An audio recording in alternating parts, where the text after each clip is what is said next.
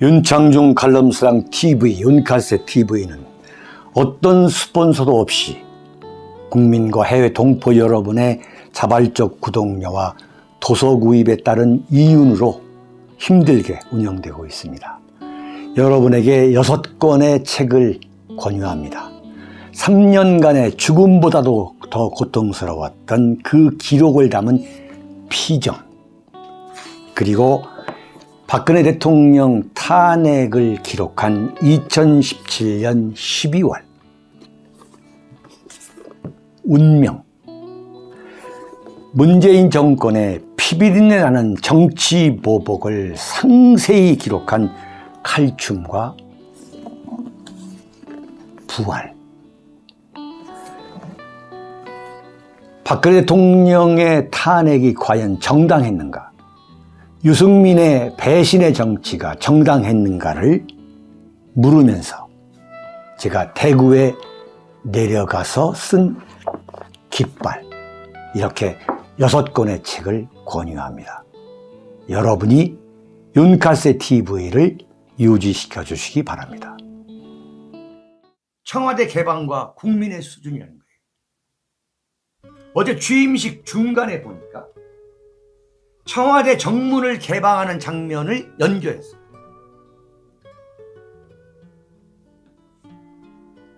그런데 그 정문을 개방하는 순간 그 기다리고 있던 사람들이 어떤 정체불명의 무슨 쌀이 빗자루 같은 걸 들고 있더라고.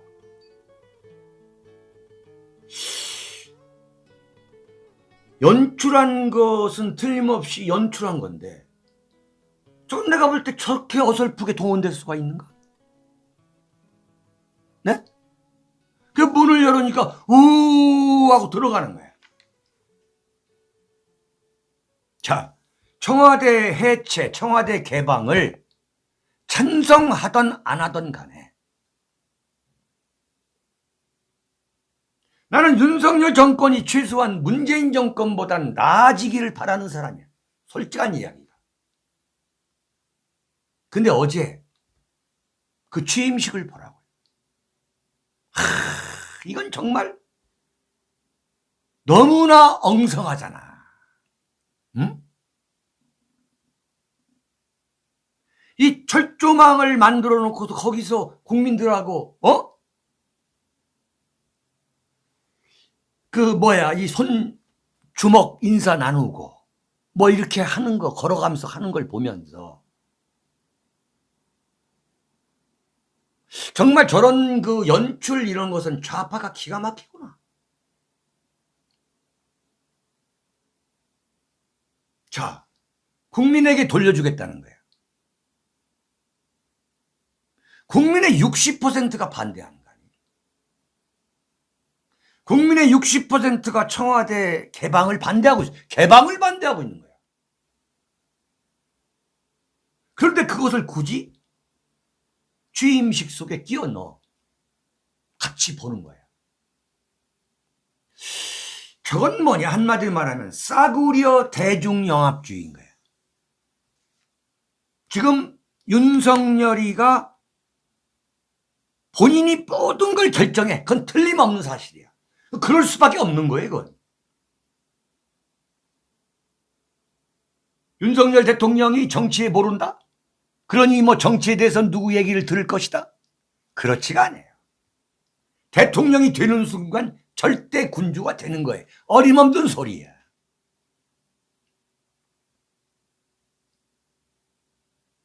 자, 여의도에 앉아가지고 청와대 문짝을 여는 장면을 같이 본다? 나는 그 심리를 이해를 못하겠더라고. 이게 무슨 세디즘인가?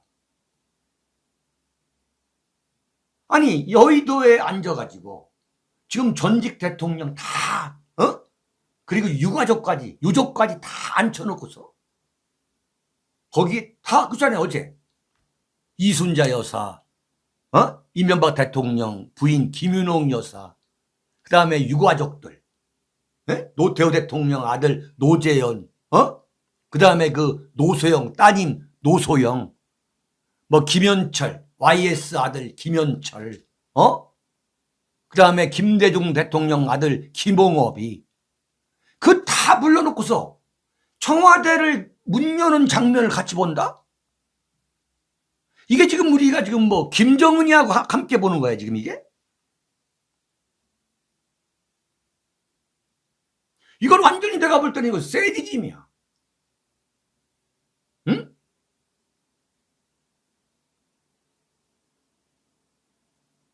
보수는 뭐예요? 전통과 가치를 존중하는 거예요.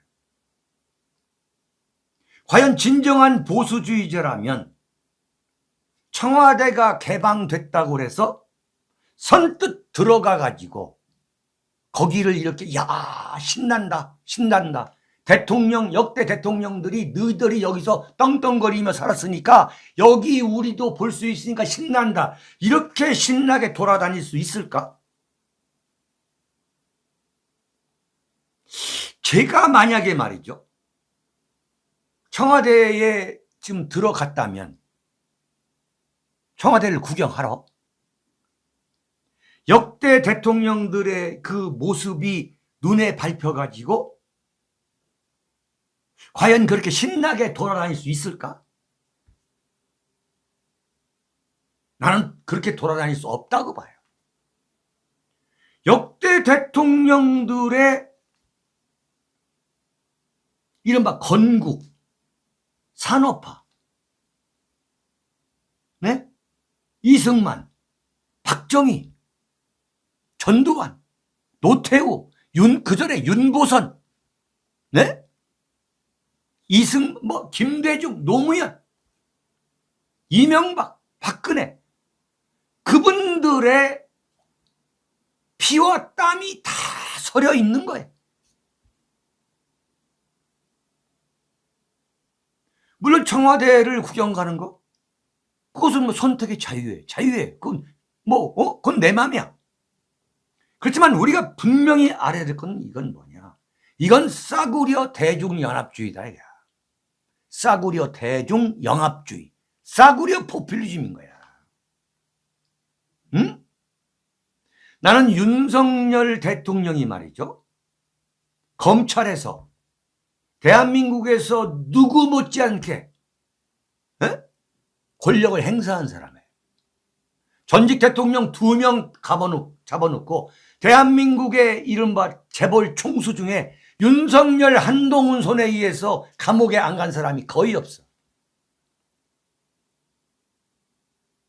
조국까지도 감옥에 보내다가 못 보낸 사람이야. 그런 사람이 대한민국 권력의 심장, 상징이라고 하는 청와대를 해체하겠다고 나오는 그 이유가 뭐냐?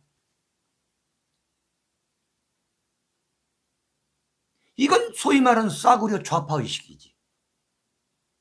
국가 권력에 대한 맹목적인 적대감. 윤석열 대통령의 의식세계. 그건 국가 권력에 대한 맹목적 이른바 싸구려 좌파들의 그 적대감이 아니라고는 설명할 수가 없는 거예요.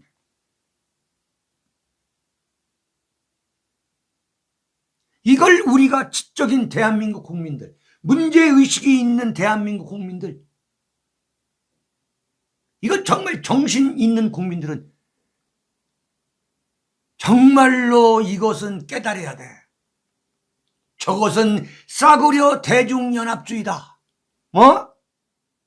윤석열 사유체계가 근본적으로 국가 권력에 대한 맹목적 적대감에 사로잡혀 있는 정말 웃기지도 않는 싸구려 대중영합주의다. 그 전례가 누구였느냐? 그게 김영삼이었지.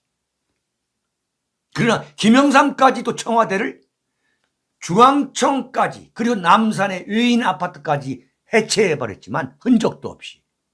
그리고 청와대 관저, 총독 관저라고 해서 시작된 그 관저를 그냥 포크레인으로 찍어버렸지만 감히 청와대 자체를 역사 바로 세우기라는 이름으로 해체까지는 못한 거예요. 이건 뭐냐? 이른바 일반 대중이 갖고 있는 권력에 대한 막연한 혐오감. 그리고 이 절대 권력자, 최고 권력자가 그 권력자를 들여다보고 싶은 그 싸구려 관음증. 이게 여기에 영합하겠다는 거지. 이건 절대 우리가 되돌릴 수가 없다. 어? 이렇다고 해서 이것을 우리가 용인한다. 용인해서는 결코 안 된다는 걸 저는 여러분에게 강조하는 겁니다. 100번을 양보해서 만약에 청와대가 6.25 때 서울을 점령한 김일성의 관저로 사용된 게 역사적 사실이라면 저는 국가 정체성과 역사적 정통성, 그 대한민국을 자랑스러워하는 한 보수주의자로서 만약에 청와대 관저가, 청와대의 그 본관, 청와대 어느 땅 한쪽이 김일성이가 6.25 때 점령했던 땅이고 건물이었다면 나는 100번을 양보해서 청와대를 개방하자. 라는 그 윤석열의 그 시도에 나는 공감할 수도 있겠어요. 100번을 양보해서. 그렇다면 한번 고려해 볼 수는 있다는 거예요. 중요한 게 뭐냐? 윤석열 대통령이 들어간 용산 집무실이 과연 어제 지켜봤죠. 이게 청와대 대안이 될 수 있느냐 이거야. 청와대를 개방한다는 게 뭐야? 권위주의를 청산하겠다는 거 아니야. 그런데 용산으로 옮긴 윤석열 대통령의 집무실은 어제 보니까 청와대하고 똑같아. 이게 뭘 의미하느냐? 얼마나 싸구려 대중영합주의의 윤석열 대통령과 그 주변 세력이 함몰되어 있는가를 그대로 보여주는 거예요. 네? 아니 청와대 안에 그 무슨 봉황 그려져 있고 하는 그 사이즈, 대통령 집무실, 지금 청와대에 있는 대통령 본관 집무실하고 사이즈가 똑같아. 혼자 쓰면서 용산의 새 집무실이 미국 대통령, 세계 대통령이라고 하는 백악관의 대통령 집무실보다 더 커. 앞뒤가 맞는 소리가 아니야. 이건 뭐냐? 윤석열 대통령 스스로가 대한민국의 건국과 산업화, 민주화의 산실이라고 하는 그 청와대라고 하는 살아있는 전설, 그 역사를 단절하겠다는 거야. 네? 그러나 저도 역사에 살아있는 증인이에요. 김영삼, 김대중 두 사람 모두가 제2의 건국이라고 했어요. 어떻게 됐습니까? 과연 이승만과 박정희의 그 위대한 지도력을 능가했나요? 어림없이 패배했죠. 어림없이 패배했어요. 이건 결국은 뭐냐? 용산은 윤석열 대통령 앞에 닥쳐올 모든 불행의 예고편이다. 참 큰일 났다. 그런 말씀을 하지 않을 수가 없는 거죠. 자, 여러분 생각이 다를 수도 있고 뭐 맞을 수도 있어요. 네. 아, 윤창중이가 이렇게 보는구나. 참고하세요. 네. 세 번째입니다. 자, 세 번째.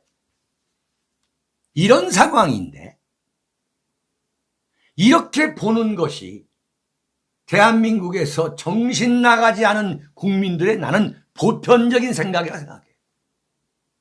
제가 유별나서가 아니라 제대로 정신이 바뀌어 있고 문제의식이 있다면 도대체 청와대를 왜 없애느냐?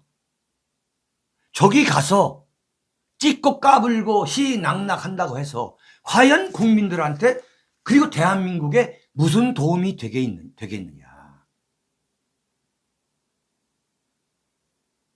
그런 생각을 해볼 필요가 있잖아요. 그런데 세 번째입니다. 윤석열한테 달라붙은 이 파리떼들. 네, 여러분 오늘 시청률이 굉장히 좋습니다. 네, 어제는 제가 방송을 하는데 갑자기 엄청나게 조회수가 줄어드는 거예요. 동시 시청자 수라는 게. 저도 왜 인간이기 때문에 신경 안 쓰겠어요? 아, 그래?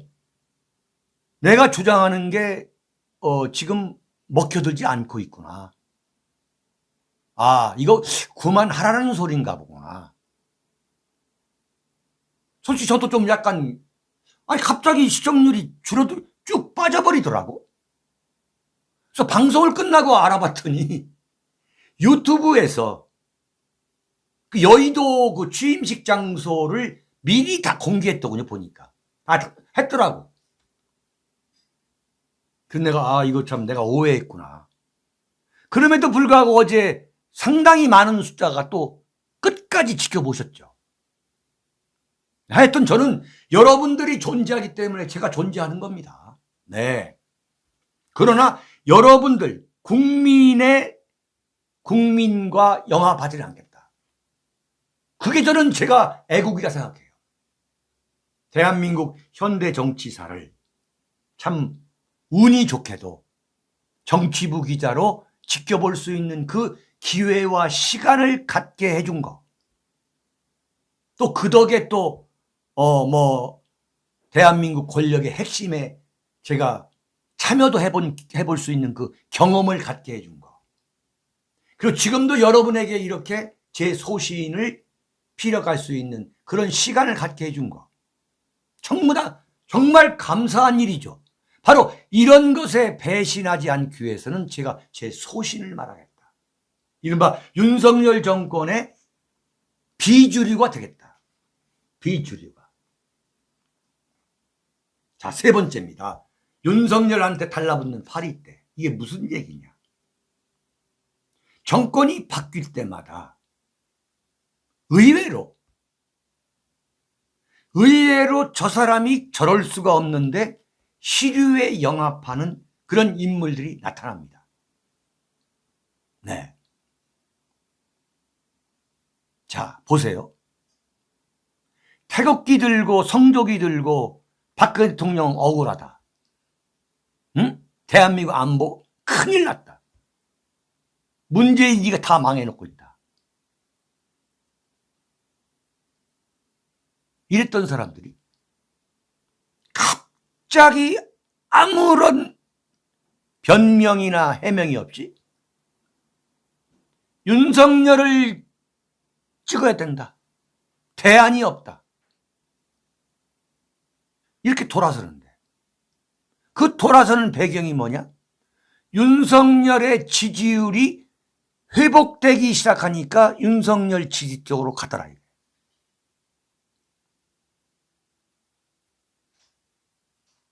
그러더니 윤석열 대통령이 되니까 이제 윤석열을 이제 빨아대는 거야. 근데 윤석열이가 완전히 개무시했잖아요.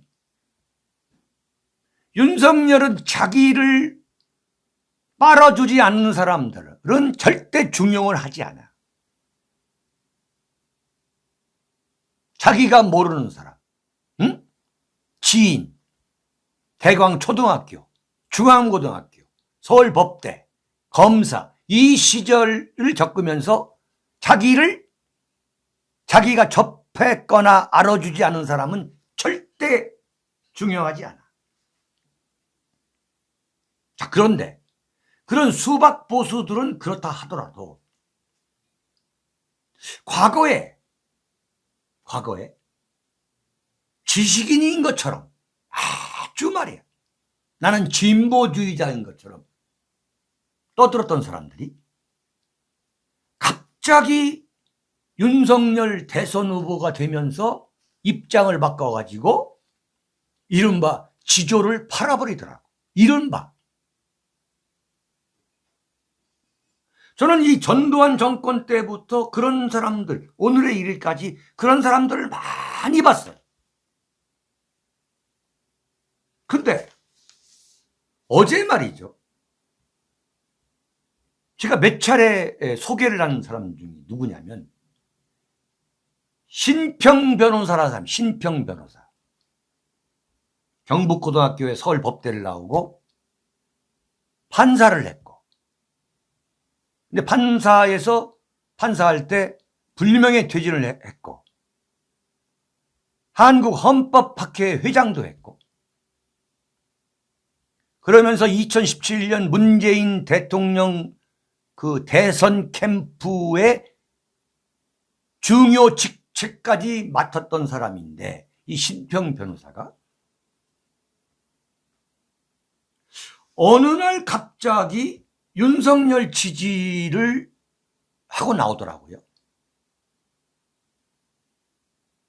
윤석열 후보가 대구에 내려가서 신평 변호사를 만났다.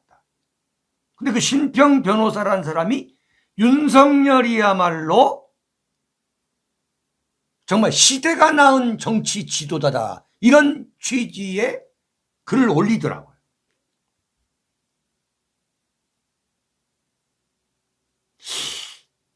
아니, 문재인 캠프에 참여했다는 건 근본적으로 뭐냐?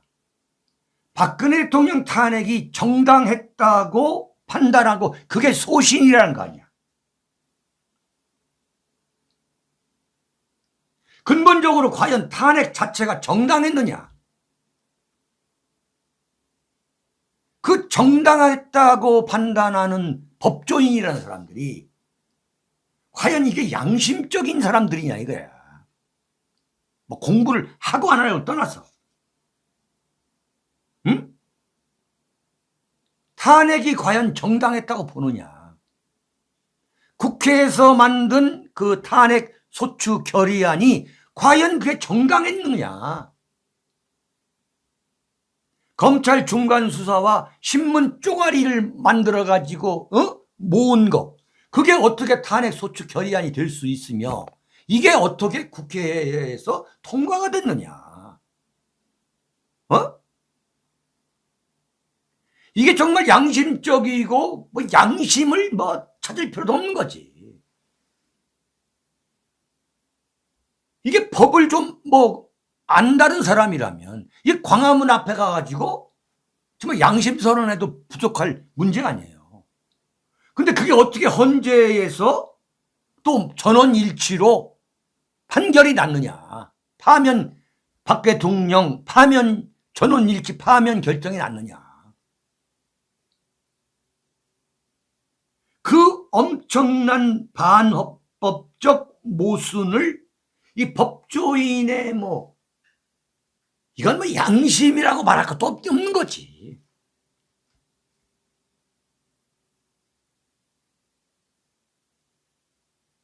그러더니 문재인 대선 캠프에서 중책을 맡더니 어느 날 갑자기 윤석열로 돌아서더라고.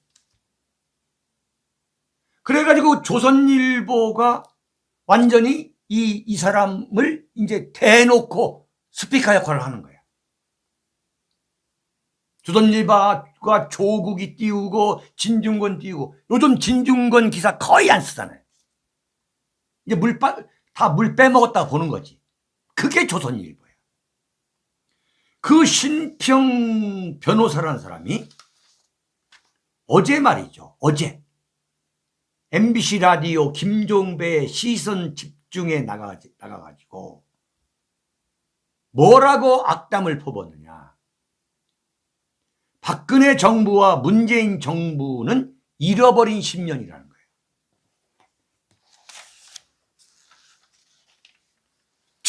예? 박근혜 정부가 잃어버린 5년이었어요. 박근혜 정부가 탄핵을 당할 정도로 헌법을 위배했고 국정을 파탄으로 이끌었나요? 설령 최순실로부터 조언을 들었다 해서 그게 탄핵의 요건이었나요? 어제 심평 변호사가 뭐라 했냐면, 조야한 표현이지만 지난 박근혜 정부와 문재인 정부의 10년은 감히 잃어버린 10년이라 생각한다. 그런데 기가 막힌 게, 지난 10년간의 정부는 지도자형 리더가 아니고, 박근혜 대통령이 지도자형 리더가 아니다? 근본적으로 박근혜 대통령에 대한 연구 자체가 안 된 사람이야. 박근혜 대통령이야말로 지도자형 리더지. 이건 정치에 대해서 기본도 안 된 사람이야. 지난 10년간의 정부는 지도자형 리더가 아니고 어떤 면에서는 참모형 인물이었다는 거야. 문재인이야말로 참모형 리더지. 그건 맞아.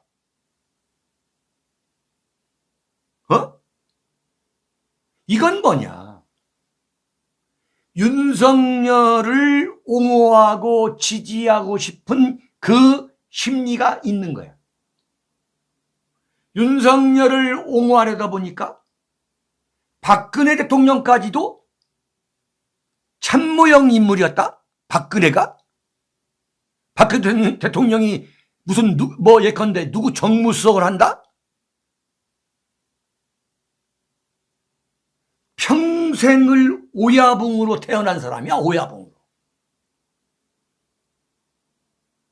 박근혜 대통령이야말로, 내가 조금 전에 이제 조금 이따가 말씀드리겠습니다만, 어제 윤석열 대통령 그 취임식에서의 그 자세를 보라고. 이건 완전히 정신 나간 사람이야. 그러니까 기본이 안 돼 있는 사람이, 신평이라는 사람이. 대한민국의 무슨 변호사, 판검사, 이 보면요 정말 컨텐츠 한심한 사람들이야. 응? 우리 한동훈이 봤잖아. 한동훈이. 윤석열 정권의 완전히 뭐야? 정신적 경호실장, 정신적 설계자라는 거 아니야? 그 한동훈이가 보라고. 그 청문회에 나와서 그 말하는 그 언행을 봐요. 이른바 컨텐츠, 인문학적 트레이닝이 전혀 안 돼 있는 사람이지. 그 한동훈보다 한동훈이가, 윤석열이가 이래서 한동훈이가 윤석열의 브레인 역할을 할 수 있었구나라는 것을 냉정하게 보여주는 게 뭐냐. 어제 바로 제가 앞에서 말한 윤석열 대통령 그 취임사를 말하는 거예요. 근데 어제 뭐라고 했느냐? 신평 변호사가. 윤석열 대통령이 청와대를 탈출한 건 아주 잘한 것이다. 이야. 청와대 안에 대통령이 갇히기 마련 아닌가? 그 안에서 민주적 사고를 실행할 수 있는 기회를 빼앗긴 것이다. 이게.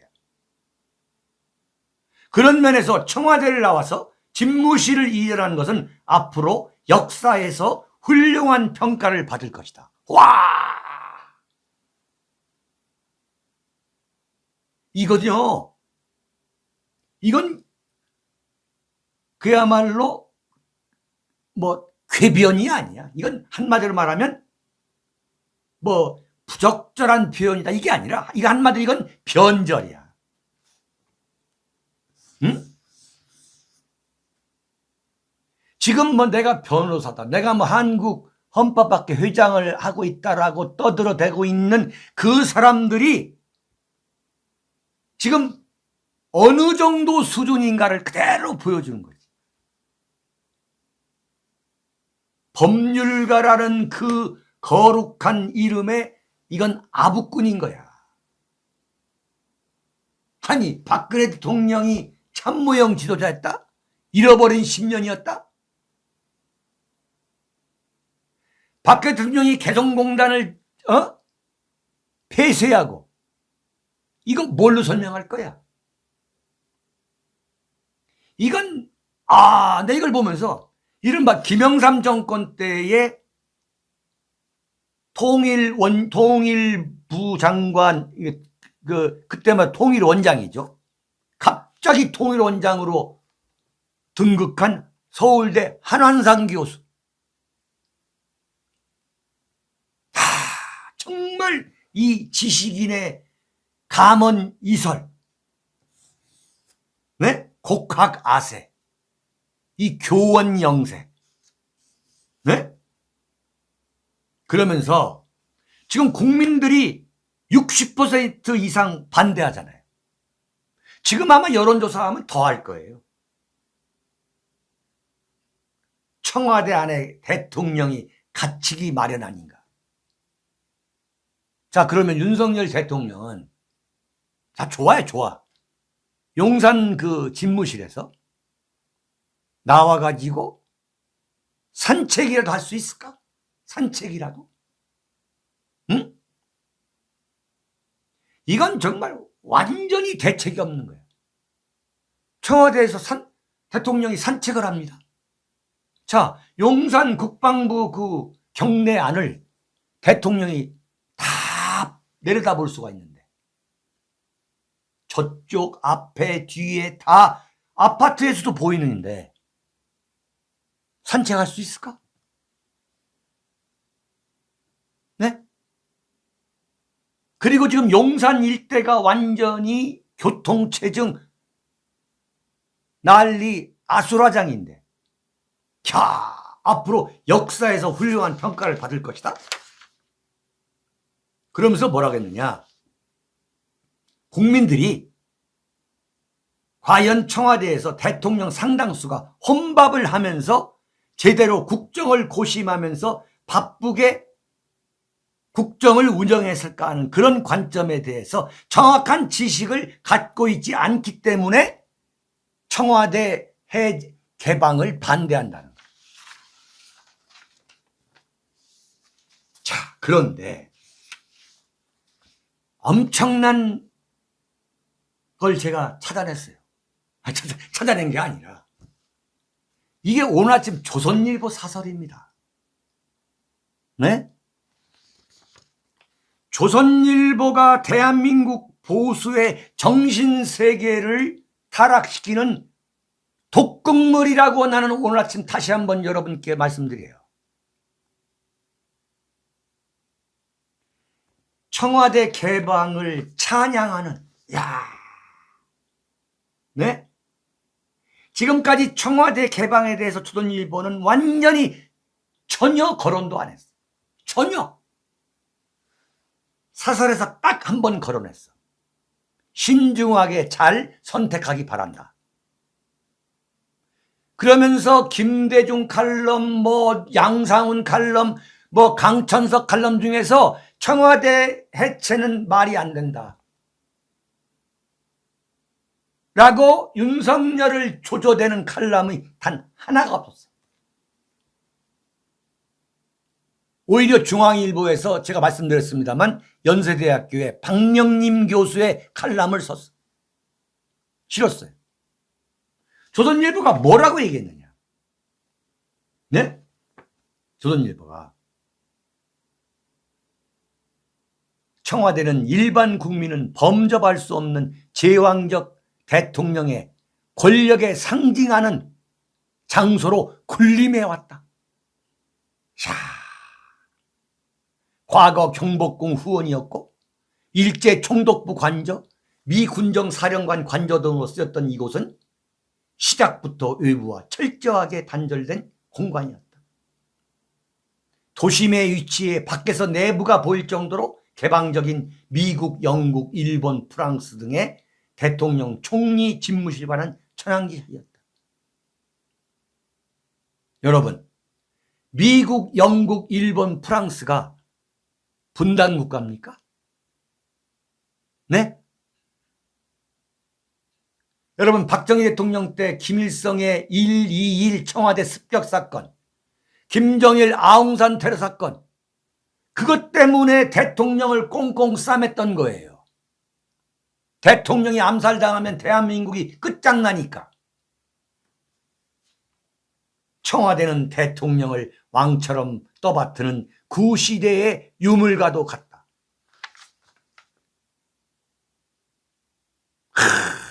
용산 대통령실 청사는 10층짜리 건물 하나에 대통령 집무실, 비서실, 기자실이 모두 들어가 있어 현안에 관해 수시로 보고와 토론이 이루어질 수 있다. 와!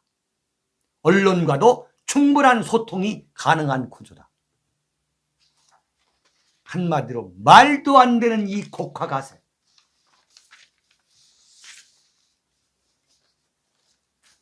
자, 네 번째입니다. 윤은 문을 손볼 수 있을까? 자, 네 번째, 다섯 번째, 여섯 번째. 여기에 윤창중 특유의 이제 시선이 나오기 시작합니다. 자, 윤석열 대통령이 어제 취임식장에서 보여준 문재인과 그 부인 김정숙을 향해서 보여준 그 행동을 갖고 볼 때 과연 윤석열은 문재인 김정숙을 비롯해서 이른바 문재인 정권 적폐청산을 할 걸로 보느냐 안 할 걸로 보느냐. 네?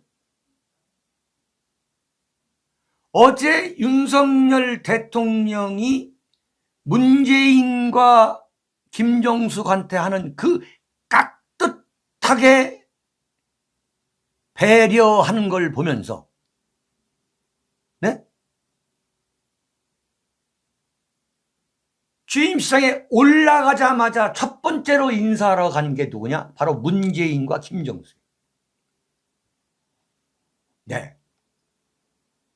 라운출쿨스님? 좀 이상하네. 예. 네? 그 모습을 보고서 이건 윤석열 대통령이 문재인을 손볼까 하는 것은 이건 어림없는 소리라고 저는 아주 결론을 내립니다. 어제 느렸어요. 첫째, 윤석열 대통령이 문재인 전 대통령을 손보겠다는 의도 자체가 없는 거예요. 의도 자체가. 어제 그걸 보면서 물 건너갔구나. 첫 번째, 문재인을 감옥에 보내야 한다는 어떤 철박한 가슴에서 끓어오르는 문제의식 자체가 없는 거예요. 문재인에 대한 분노 자체가 윤석열의 머릿속에는 존재하지 않는 거예요. 김건희의 머릿속에도 존재하지 않는 거예요. 그렇지 않다면 김건희가 김정숙 여사가 쳐다보지도 않는데 인사를 절을 4번이나 할 이유가 없는 거예요.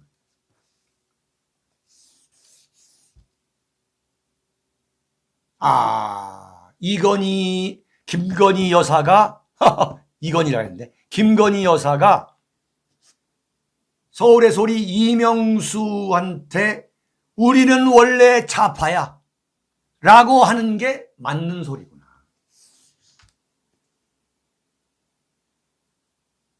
윤석열 김건희 대통령 부부 자체가 원래 노사모였고 원래 대깨문이었구나.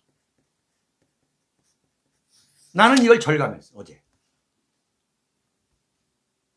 네. 그 근본적으로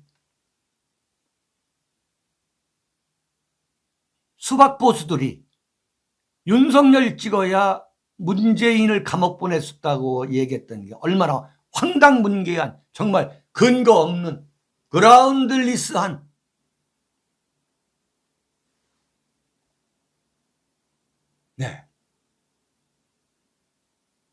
얼마나 황당한 자기 합리화인가. 아무 근거가 없이.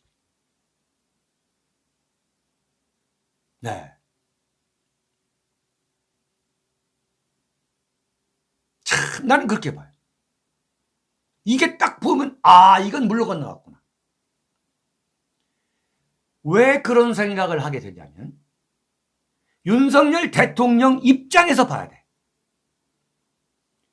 과연 윤석열이가 박근혜 대통령과 이명박 대통령 두 명을 감옥에 보낸 사람이에요. 근데 정말 지긋지긋하지 않겠냐 이게. 네? 거기에 문재인까지 또 잡아넣는다? 야, 대통령 선거 때 이른바 박근혜, 이명박 두 분을 감옥에 보냈다고 그래가지고 얼마나 그야말로 모욕을 당했어요. 모욕을. 정통 보수 우파들한테. 근데 대통령까지 된 마당에 또 문재인을 또 잡아넣는다? 나는 그런 생각은 지금 단 1도 없다고 봐. 네. 그러니까 윤석열 자체가 그런 의식이 없는 거예요. 두 번째는 지금 문재인의 그 높은 지지율이에요. 어제 문재인이가 여의도에 나와서 KTX를 타려고 서울역에 왔어요. 그 서울역에 몰려든 그 시민들 보셨어요, 여러분들? 여러분들 감정 빼고 봐야 돼요.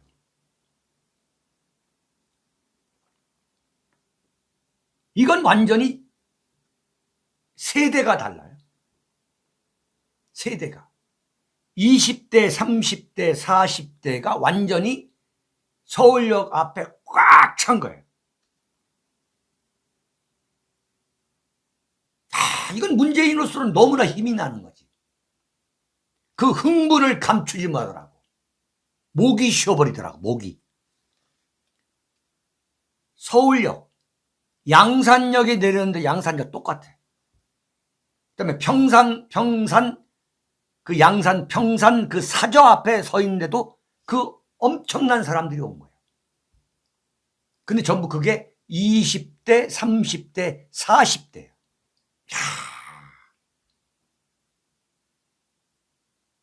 완전히 윤석열의 전위부대야, 전위부대. 응? 여러분, 라운출러스라는 분은, 이분은 그러지 마세요. 네, 제가 분명히 경고합니다. 분명히 경고하는데 이런 회방 놓지 마세요. 보기 싫으면 그냥 당신 혼자 나가면 되는 거야. 응? 자, 문재인 입장에서 내 지지율이 윤석열보다 높아. 자, 과연 윤석열이가 문재인을 감옥에 보낸다고 할 때 20대, 30대, 40대가 가만히 있겠냐고. 어제 문재인이가 완전히 기고만장이더만.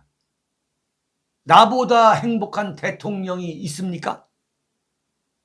여러분, 제가 어제 그 청와대에서 퇴근할 때 여러분들이 환영해 줬는데 나보다 행복한 사람이 있습니까? 이거 완전히 기고만장이더라.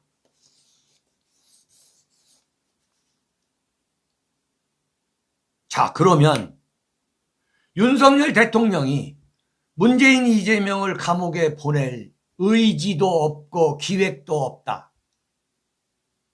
그리고 문재인 지지율이 지금 뭐 윤석열보다 높다. 이 두 가지 요인 때문에 과연 윤석열은 문재인에 대한 적폐청산을 아예 안 할 거냐? 그건 아닌 거지. 그건 아닌 거지. 자, 윤석열 대통령이 문재인에 대한 보복을 하지 않는다면 지금 윤석열한테 그렇게 보복해 줄 것이라고 예상해서 기대해서 찍었던 보수우파들이 윤석열을 가만히 두겠냐 이거야. 가만히 둬서도 안 되는 거지. 네? 지금부터 중요한 게 뭐냐? 보수우파가 윤석열로 하여금 이른바 문재인 적폐청산의 도구로 우리가 삼을 수 있도록 윤석열에 대해서 우리가 압박, 압력을 가해야 되는 거야. 네? 이런 걸 가만히 둬? 우리가 문재인을 가만히 둬? 그러면 문재인을 가만히 두는 윤석열을 우리가 가만히 둬? 보수파가 어쩌고 해야 되니까? 정권이 성공해야 되니까? 이건 말도 안 되는 거예요. 우리가 만약에 윤석열이가 문재인을 가만히 둔다? 그러면 우리 대한민국의 보수파들은 윤석열을 가만히 둬서는 안 된다 이거지. 여러분, 어제 박근혜 대통령이 가장 먼저 도착을 했어요. 취임식장에. 그런 거 보면 굉장히 참 정말 그 예절이 바른 사람이야. 박근혜 대통령이 가장 먼저 도착했다는 사실을 문재인이가 모를 리가 없어. 근데 문재인이가 지 입으로 윤석열한테 국민 통합해야 한다고 했던 그 문재인 내외가 박근혜 대통령한테 인사를 하러 가지 않더라고. 다 끝나고 그 앞을 지나지 않을 수가 없으니까 가가지고 헛웃음 웃으면서 위선을 떨더라고요. 네? 이런 사람을 가만히 둔다? 대한민국을 난도질하고 박근혜 대통령을 탄핵시켜서 감옥에 보내고, 네? 그러면서 면피하다가 딱 나가서면서 박근혜 대통령한테 나갈 때 잠깐 인사하고 가는 이 문재인을 우리가 가만히 둔다?